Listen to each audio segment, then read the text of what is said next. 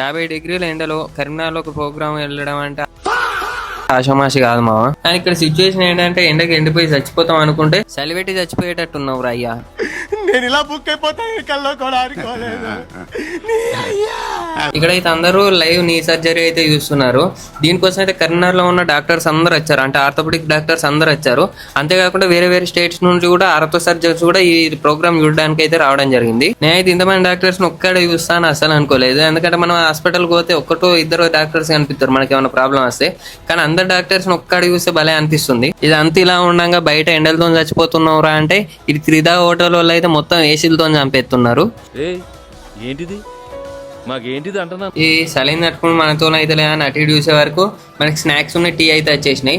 ఇక మనం ఊకుంటాం పోయి కడుపులో అయితే వారేసిన అన్ని. దీని ఎక్క ఇక దొరికింది మనకి దొరికింది. ఇక ఫైనల్లీ ప్రోగ్రామ్ అయితే అయిపోయాక స్ట్రైట్ గా హోటల్ రూమ్ కి అయితే వచ్చేసా. ఇక మీకు తెలిసిందే కదా మన మిడిల్ క్లాస్ అంటే ఎట్లుంటుందో. హోటల్ రూమ్ రెంట్ తీసుకున్నట్లేదు, ఈ హోటల్నే కొన్నట్టు ఫీల్ అవుతున్నా. ఇక కొన్ని స్టైల్ గా ఏంటి సోఫాలో కూకొని పేపర్ దొరుకుతున్నట్టు షో చేసి కొన్ని ఫోటోలు అయితే దిగేసిన. ఓయమ్మా చాలా చిన్న సెకండ్ లేవురా నీలా.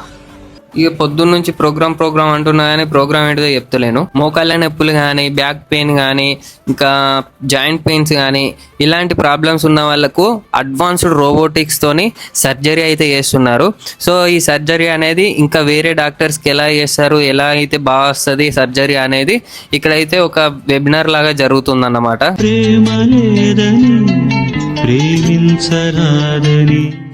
ఈ వీడియో అయితే ఎందుకు పెట్టానంటే అసలు వీడియోసే చేస్తలేనుగా, ఎట్లయినా చేసి మీ ఫీల్డ్లోకి దూరం మీకు కనిపిద్దామని అయితే ఈ వీడియో అయితే చేస్తున్నా. సో మళ్ళీ వీడియోతో మళ్ళీ కలుస్తా. Bye bye.